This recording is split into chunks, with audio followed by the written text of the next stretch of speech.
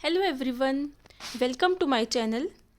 आज इस वीडियो में हम forces in nature topic discuss करने वाले हैं। नेचर में 4 टाइप्स की फोर्सेस एग्जिस्ट करती हैं। फर्स्ट फोर्स है हमारी ग्रेविटेशनल फोर्स, सेकंड फोर्स है वीक फोर्स, थर्ड फोर्स है इलेक्ट्रोमैग्नेटिक फोर्स और फोर्थ फोर्स है न्यूक्लियर फोर्स, जिसको हम स्ट्रॉन्ग फोर्स भी बोलते हैं। तो सबसे पहले हम ग्रेविटेशनल फोर्स के बारे में जान लेते हैं। ग्रेविटेशनल फोर्स में F जो है वो किसके इक्वल होता है, G into M1 into M2 by R square, जहाँ पे G की वैल्यू होती है 6.67 into 10⁻⁻11 newton metre square kg square inverse, right. और ये G जो है ये यूनिवर्सल कांस्टेंट ऑफ ग्रेविटेशन कहलाता है। इसके बाद इसके कुछ की पॉइंट्स डिस्कस कर लेते हैं। ग्रेविटेशनल फोर्स जो है वो इनवर्स स्क्वायर लॉ को फॉलो करती है। इसके बाद ये अट्रैक्टिव इन नेचर होती है। इसके बाद लॉन्ग रेंज फोर्स होती है। जो ग्रेविटेशनल फोर्स होती है ये हमारी लॉन्ग रेंज फोर्स है। ग्रेविटेशनल फोर्स जो है weakest force operating in nature, सबसे वीक फोर्स होती है ये, और ये सेंट्रल और कंजर्वेटिव फोर्स भी होती है। इसके बाद हम डिस्कस कर लेते हैं वीक फोर्स। वीक फोर्स के जो की पॉइंट्स हैं वो हैं does not obey inverse square law, ये इनवर्स स्क्वायर लॉ को फॉलो नहीं करती है। इसके बाद ये अट्रैक्टिव होती है, शॉर्ट रेंज फोर्स है और ग्रेविटेशनल फोर्स से 10⁻25 टाइम्स स्ट्रोंगर होती है।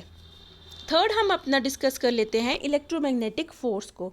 Electromagnetic force is given by 1/4 pi epsilon not Q1 into Q2 upon R square, जहाँ पे एप्सिलॉन नॉट जो है वो परमिटिविटी ऑफ फ्री स्पेस है और इसकी जो वैल्यू होती है वो होती है 8.85 into 10⁻⁻12 coulomb square newton inverse and metre square inverse. ठीक है, ये जो ग्रेविटेशनल कांस्टेंट है और जो परमिटिविटी ऑफ फ्री स्पेस है इसकी वैल्यूज़ हमें याद होनी चाहिए। ये कई बार डायरेक्ट क्वेश्चन भी पूछ लिया जाता है और इनके यूनिट्स भी हमें याद होने चाहिए साथ में। अब इलेक्ट्रोमैग्नेटिक फोर्स के की पॉइंट्स हम याद कर लेते हैं। जैसे फर्स्ट है इसमें ये भी इनवर्स स्क्वायर लॉ को फॉलो करता है। इसके बाद ये attractive as well as repulsive होता है। इसके बाद ये लॉन्ग रेंज फोर्स है। इसके बाद ये 10⁻36 टाइम्स स्ट्रोंगर होता है ग्रेविटेशनल फोर्स से और ये सेंट्रल फोर्स है। अब हम न्यूक्लियर फोर्स यानी कि जो स्ट्रोंगेस्ट फोर्स है उसके बारे में की पॉइंट्स डिस्कस कर लेते हैं।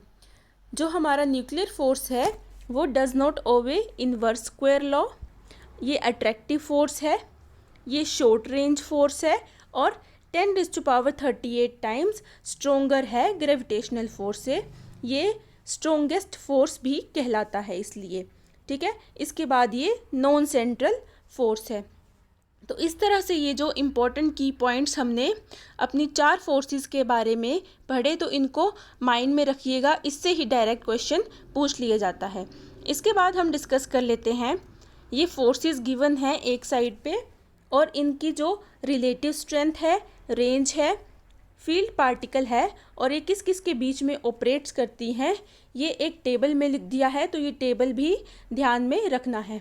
सबसे पहले जो है ग्रेविटेशनल फोर्स जो है हमारी, ये इसकी अगर रिलेटिव स्ट्रेंथ की बात करें तो अगर ये 1 होगी तो वीक फोर्स इलेक्ट्रोमैग्नेटिक फोर्स और न्यूक्लियर फोर्स के साथ इसका कंपैरिजन करेंगे तो ये 10⁻25 टाइम्स, ये वाली इलेक्ट्रोमैग्नेटिक फोर्स 10⁻36 टाइम्स और न्यूक्लियर फोर्स 10⁻38 टाइम्स जो है वो स्ट्रोंगर होगी ग्रेविटेशनल फोर्स से। इसके बाद इनकी रेंज की बात कर लेते हैं। ग्रेविटेशनल फोर्स की रेंज होती है इनफाइनाइट क्योंकि ये लॉन्ग रेंज फोर्स है और इलेक्ट्रोमैग्नेटिक फोर्स की भी होती है इनफाइनाइट क्योंकि ये भी एक लॉन्ग रेंज फोर्स है। वीक फोर्स और न्यूक्लियर फोर्स की रेंज जो है वो कम होती है। ये शॉर्ट रेंज फोर्सेस हैं तो अप्रोक्सीमेटली इक्वल टू 10⁻⁻15 मीटर। इसके बाद इनके फील्ड पार्टिकल की बात कर लेते हैं।